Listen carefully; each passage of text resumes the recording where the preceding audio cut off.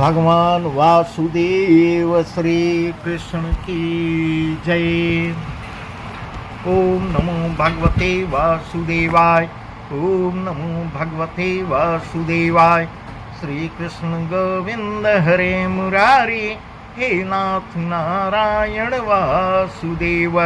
श्री कृष्ण गोविंद हरे मुरारी, हे नाथ नारायण वासुदेव। राधे कृष्ण राधे कृष्ण राधे कृष्ण राधे कृष्ण। द्वारकानाथ की जय। आज वह प्रसंग हम आपको सुना रहे हैं जब सुखदेव जी राजा परीक्षित को भागवत कथा सुना रहे हैं और परीक्षित जी ने कहा, हे गुरुदेव जी, पहले कृष्ण जन्म की और कंस जन्म के विषय में मुझे बताइए और भगवान श्री कृष्ण से संबंधित कथा मुझको सुनाइए। मेरे पर पारिवारिक लगाव रहा है, इस प्रकार कह रहे हैं। तब उनके कहने पर सुखदेव जी कहते हैं, तो कंस जन्म की कथा कल सुनाई। आज जो है देवकी विवाह और कृष्ण जन्म की कथा, इसके आगे का प्रसंग हम विस्तार से आपको सुना रहे हैं। तब सुखदेव जी कह रहे हैं, हे महाराज, कंस तो इस अनीति से मथुरा में राज्य करने लगा और उग्रसेन को कारागार में बंद करके दुख देने लगा। इस प्रकार बता रहे हैं। देवक जो कंस का चाचा था, उसकी कन्या देवकी ब्याह योग्य हो गई इसी समय।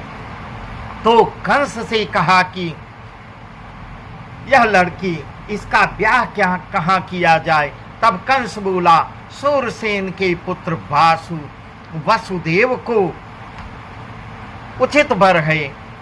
वहीं आपस में विचार करके बताया कि वसुदेव से अगर शादी कर दिया जाए तो बहुत बढ़िया है। इतनी बात सुनते ही देवक ने एक ब्राह्मण को बुलाए, शुभ लग्न निकलवाया और सूरसेन के घर टीका भेज दिया। तब सूरसेन ने बड़ी धूमधाम से बारात ब्याहने आई। इस प्रकार सुखदेव जी बता रहे हैं। बारात का आगमन सुन अति मान आदर से अगवानी कर जनवासा दिया। वेद की विधि से कंस ने वसुदेव को कन्यादान भी दिया। इस प्रकार बता रहे हैं कि वसुदेव जो है, कंस ने वसुदेव को कन्यादान दिया। पीछे सब मिल, जब बारात विदाई समय कुछ लोग साथ में जाते हैं थोड़ी दूर तक बारात को पहुंचाने के लिए, तब उसी समय आकाशवाणी होती है। क्या आकाशवाणी होती है? इस प्रकार की सुखदेव जी बता रहे हैं। यह आकाशवाणी हो रही है, अरे कंस, जिसे तू पहुंचाने चला है उसी का 8वां पुत्र तेरा काल होकर उपजेगा, उसके ही हाथ तेरी मृत्यु है। यह सुनकर कंस डर से कांप उठा। मृत्यु एक ऐसी चीज है, मृत्यु सुनने कितना भी क्रूर हो, कितना भी पराक्रमी हो, परंतु मृत्यु का नाम सुनने से सबको भय हो जाता है, सब डरने लगते हैं। तो कंस भी डर से कांप उठा और देवकी की चोटी पकड़कर रथ से नीचे खींच लिया। उसके बाद अपनी तलवार को खट से हाथ निकाल के हाथ में लिया कि इसको जड़ से ही समाप्त कर देंगे। जब जड़ ही नहीं रहेगी तो फूल फल कहाँ से लगेगा। इस प्रकार वह सोच रहा है, अब इसी को मार देता हूँ तो निर्भय मैं राज करूँगा, मुझे मारने वाला जो है पैदा ही नहीं होगा। यह देखकर वसुदेव मन में विचार करने लगे, यह मूर्ख ये क्या कर रहा है, ये तो मार डालेगा। और उसको समझाने की कोशिश कर रहे हैं जो, और यह सोच रहे हैं, यदि मैं, वसुदेव जी सोच रहे हैं, अगर मैं क्रोध करता हूँ तो काम और बिगड़ जाएगा और यह मार डालेगा। इस समय क्षमा करना ही योग्य है, इससे स्तुति विनय किया जाए। इस प्रकार मन में विचार कर रहे हैं। वसुदेव कंस के पास जाकर हाथ जोड़कर विनती करने लगे, सुनो पृथ्वीनाथ। इस प्रकार उसको कह रहे हैं, राजा था ही, उसको कह रहे हैं, हे पृथ्वीनाथ, तुमसे बलि संसार में कोई नहीं है। अब तुम्हारे छाया के नीचे सब बसते हैं। ऐसे सूर हो शस्त्री सूर होकर स्त्री पर शस्त्र न चलाओ, बहन के मारने से महापाप होता है। इस प्रकार की सांत्वना दे रहे हैं और समझा रहे हैं। इस पर भी मनुष्य अधम तब करे जब जाने कि मैं कभी न मरूंगा। इस प्रकार की बातें कह कह के समझा रहे हैं। इस पर भी जानते हैं मृत्यु तो होना ही है, इस संसार की रीति है। जो जन्मा है वो मरा भी है। अपनी अबला अदनी बहन को तो छोड़ दे। इस प्रकार कह रहे हैं, समझा रहे हैं। पर कंस अपना काल जानकर, क्योंकि आकाशवाणी को सुन लिया है और झुझलाया हुआ है, तब वसुदेव सोचने लगे, यह पापी तो असुर बुद्धि किए अपने ही हट पर अड़ा हुआ है, जिससे उसके हाथ से यह बचे कैसे, यह उपाय करना चाहिए। इस प्रकार उससे बचाने का उपाय सोचने लगे। इसी भांत वसुदेव ने मन ही मन निश्चय किया कि इसको कुछ बहलाया फुसलाया जाए। इस प्रकार वसुदेव ने कंस से कहा, महाराज, तुम्हारी मृत्यु तो इसके पुत्र से है, न कि इससे है। इस प्रकार की आकाशवाणी हुई है। अतः मैंने एक बात समझी है, मन में विचार किया है कि देवकी के जितने लड़के होंगे उतने मैं तुम्हें सौंप दूंगा। इस प्रकार कह रहे हैं। अब उसकी माँ सरस्वती उसकी मति को मारती हैं। अब इस प्रकार वसुदेव उससे आग्रह कर रहे हैं। इधर माँ सरस्वती जो है उसकी मति मार रही हैं। तुम मेरा विश्वास करो, मेरा विश्वास करो। इस प्रकार कह रहे हैं। ऐसी बात जब वसुदेव ने कही, तब कंस ने मान ली और देवकी को छोड़ कहने लगा, हे वसुदेव, तुमने अच्छा विचार किया, जो ऐसी भारी पाप से मुझको बचा लिया। इस प्रकार कह रहा है। इतना कहकर विदा कर दिया। वे अपने घर गए। कितने ही दिन पीछे जब पहला पुत्र देवकी के हुआ, तब वसुदेव उसे ले कंस के पास गए और रोता हुआ लड़का आगे रख दिया। देखते ही कंस ने कहा, वसुदेव, तुम बड़े सत्यवादी हो। मैंने आज जाना, क्योंकि तुमने मुझसे कपट न किया और निर्मोही हो अपना पुत्र ला दिया। इससे कुछ डर नहीं है। यह बालक मैंने तुझको दिया। इस प्रकार कह रहा है। इस प्रकार कह रहा है। इतना सुन बालक ले दंडवत कर वसुदेव जी तो अपने घर चले आए। इस प्रकार कह रहा है। अब नारद जी जाके, नारद जो इधर का उधर करने में मशहूर हैं, नारद जी जाके काम बिगाड़ते हैं कि इससे तो ये पाप से वंचित हो जाएगा, ये बाल अपराध नहीं करेगा तो घोर पाप इसके ऊपर सवार नहीं होगा। इस प्रकार नारद जी जाके उसी समय कंस से ही कहा, राजा, तुमने यह क्या किया? जो बालक उल्टा फेर दिया। क्या तुम नहीं जानते कि वसुदेव की ही सेवा करने को सब देवता ने ब्रज में आए जन्म लिया है? यह बात तुमको नहीं पता है। अब नारद जो है इधर का उधर कर रहे हैं, उसकी मति मार रहे हैं। और देवकी की 8वें गर्भ में श्री कृष्ण जन्म ले, सब राक्षसों को मारकर भूमि का भार उतारेंगे। इस प्रकार कह रहे हैं। इस प्रकार की आकाशवाणी भी सुने। 8वां गर्भ में 8वां पुत्र जो होगा वह राक्षसों को मारकर पृथ्वी का भार उतारेगा। इतना कह नारद जी ने 8 लकीर खींच दी और कंस को समझाने लगे, इधर से गिनो चाहे इधर से गिनो, 8 कैसे आ रहा है, 8वां कैसे आ रहा है। नारद उसकी मति को मार दिए और वह विस्मय में पड़ गया। तब कंस ने लड़के समेत वसुदेव जी को फिर बुलावा भेज दिया कि तुरंत मेरे पास लड़के को लेकर चली आए।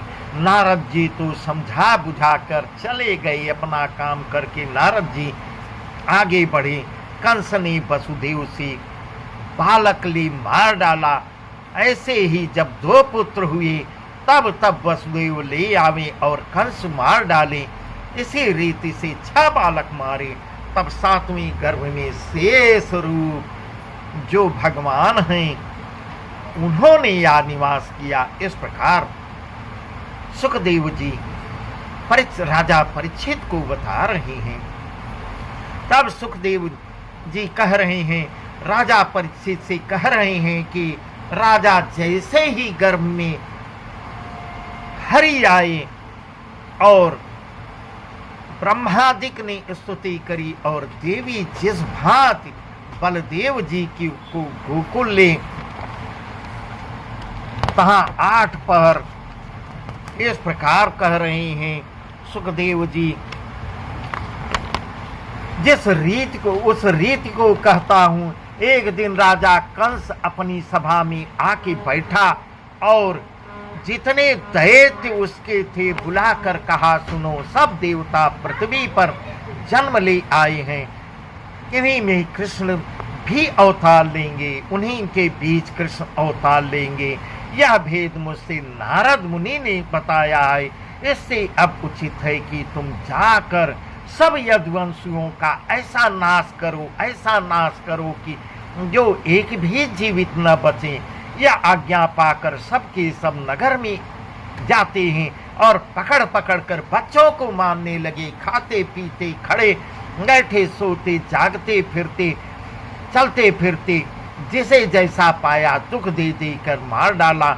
इस रीत से बड़ी भांति से के भयानक भेष बनाए खोज कर मारने लगे और यदुवंशी दुख पाकर देश छोड़कर जी ले के भागने लगे। इस प्रकार सुखदेव जी राजा परीक्षित से बता रहे हैं। उस समय वसुदेव की जो अन्य स्त्रियां थी सो वह रोहिणी समेत मथुरा से गोकुल आ गई। इस प्रकार ये लोग मथुरा से गोकुल को पलायन कर गए, जहां वसुदेव जी के परम मित्र नंद जी रहते थे।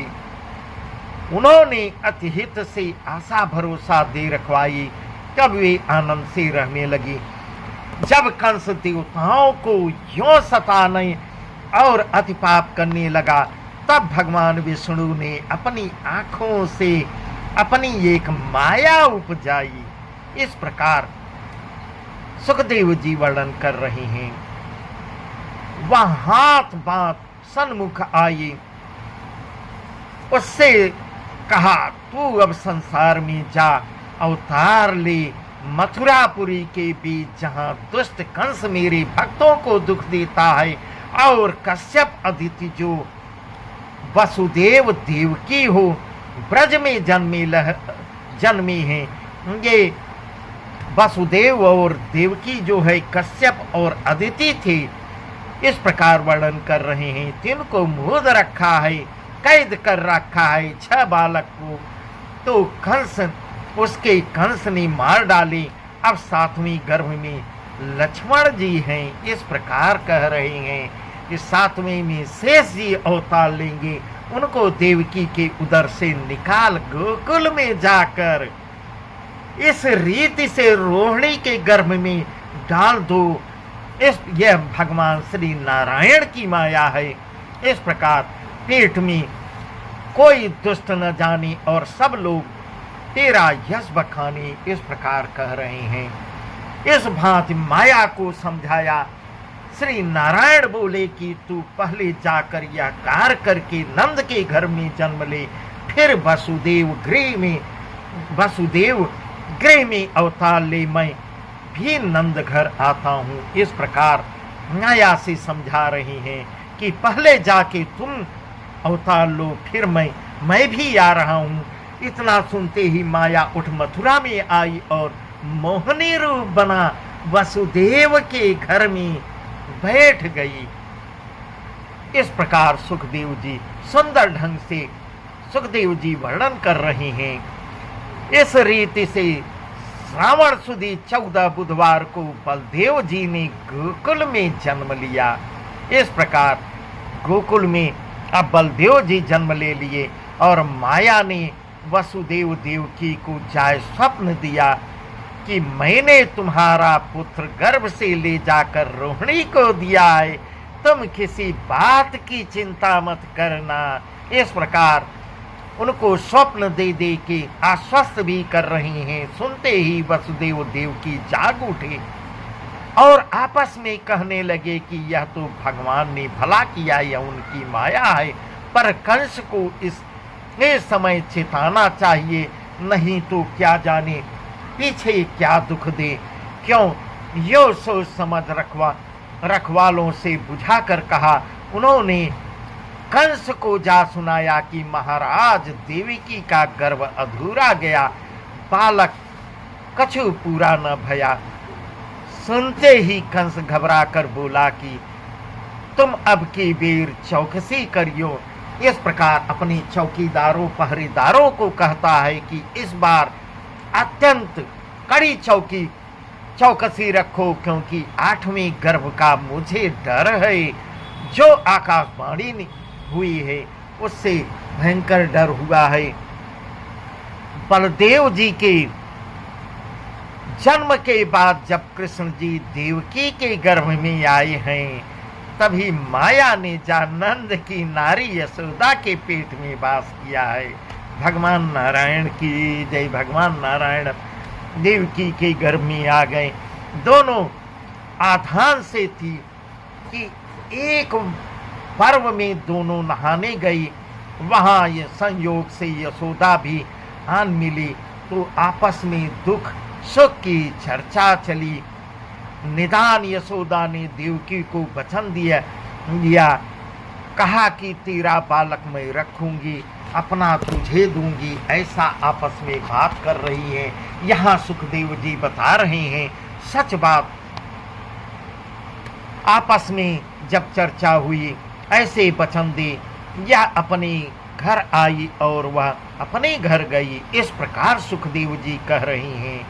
आगे जब कंस ने जाना कि देवकी को 8वां गर्भ आ गया है, तब जा वसुदेव का घर घेरा, चारों ओर दैत्यों की चौकी बैठा दी और वसुदेव जी को बुलाकर कहा, अब तुम मुझसे कपट मत करो और अपना लड़का ला दे दो, तब मैंने तुम्हारा कहना मान लिया था। इस प्रकार कह रहा है। ऐसा कह वसुदेव जी देवकी को हथकड़ी पहना दिया और कारागार में डाल देता है। अब एक कोठे में मूद कर ताला दे के कारागार में निज मंदिर में चला गया और मारे डर के उपवास कर सो रहा। फिर भोर होते ही वह गया जहां वसुदेव देवकी थे। अब कंस को भयानक डर सता रहा है। जैसे जैसे समय करीब आ रहा है, उसके हृदय में डर भी बढ़ता जा रहा है। अंदर ही अंदर उसका भय बढ़ता जा रहा है।